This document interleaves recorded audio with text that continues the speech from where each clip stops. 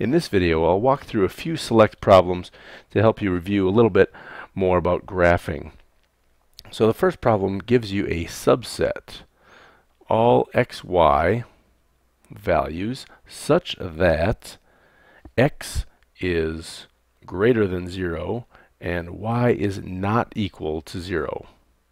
And we're asked to define what quadrants of the Cartesian coordinate that is.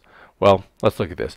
Where x is greater than 0, that's all of this area. All of this area is where x is greater than 0, because here, in this direction, x is less than 0. Now, we had to take out y equals 0 because that's part of the axis, and technically an axis is not in a quadrant. It's neither in quadrant 1 or 4. So what we're looking at in this example is quadrant 1 and quadrant 4. So those are the two quadrants. Let's look at another one just to clarify this. We've got all xy coordinates such that the product of x and y is less than 0. Okay, how does this work? How can we make the product of x and y equal 0? Well, we have to multiply a positive and a negative number to get that product to be less than 0. So a positive times a negative, or a negative times a positive. So you can either say that x is positive and y is negative, or that x is negative and y is positive. Well, where on the coordinate system, where on the Cartesian coordinate system, is one positive and the other negative, one coordinate positive and the other negative? Well, that is in quadrant 2,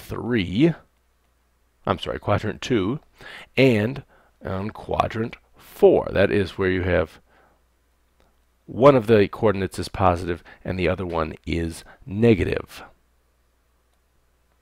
Alright, I'm going to clear the screen now and go to another example.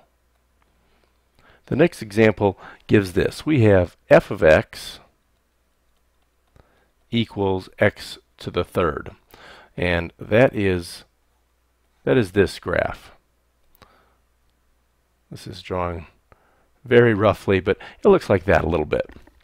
A little bit flatter in the middle there. Well, what if we are given this graph where we have this come down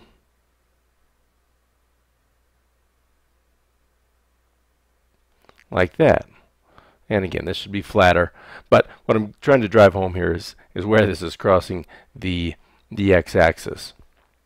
Okay, and it says if we have this new function, if this is h of x, then what is the function h of x? So if f of x is x to the third, what is h of x? Let's take a look at this.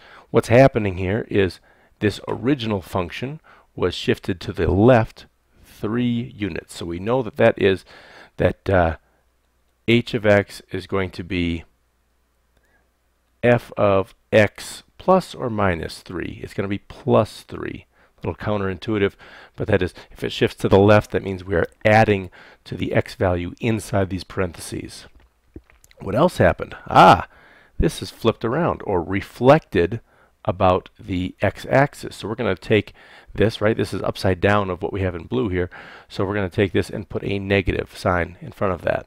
So what we're going to do is say negative of this and plug in x plus 3 instead of x right here. So the new function h of x equals the opposite of, right, because of this, the opposite of the quantity x plus 3 quantity cubed. And that is the answer for that one. I hope those helped.